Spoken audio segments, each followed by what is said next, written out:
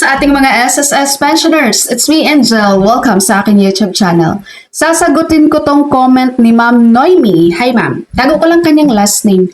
Sabi niya, "Good day po. Ask ko lang kung kailangan na pong magpagawa ng bagong ID bago po mag-increase ulit sa September. May napanood po kasi ako na doon na daw papasok ang aming pensyon. Totoo po ba? Thanks po. God bless." No po. No po. Char, kinanta na lang. No po.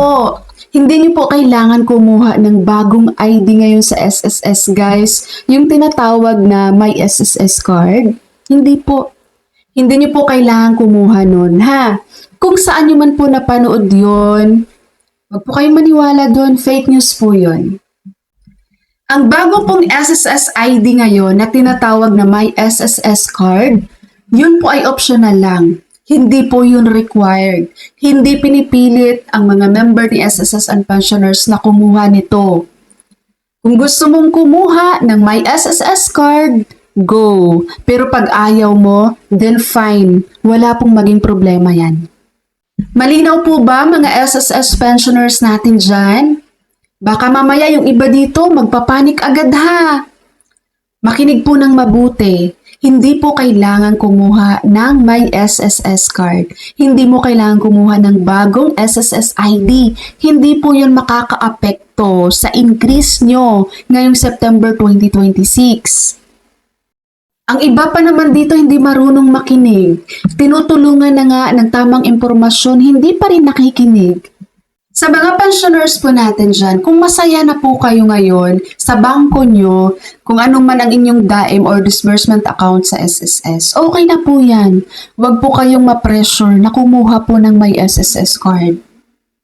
Tandaan nyo po, ang mga hawak nyo ngayon na lumang SSS ID, yan po ay valid pa rin. Okay po mga pensioners natin, yung iba pa naman dito, no, magpapanik agad, hindi mo na nakikinig ng maayos. So again, wag yung i-pressure yung sarili nyo, wag yung i-stress yung sarili nyo doon sa mga napapanood yung katulad nito na nagsasabing kailangan ng bagong ID. Hindi po kailangan yun, guys. Wala pong apekto yun. Hindi maapektuhan ang inyong increase ngayong September 2026. Kung ano man po ang inyong disbursement account na naka-enroll ngayon sa SSS, okay na po yun. Okay? Huwag niyo na pahirapan po yung sarili niyo. Walang sapilitan na kumuha ng may SSS card.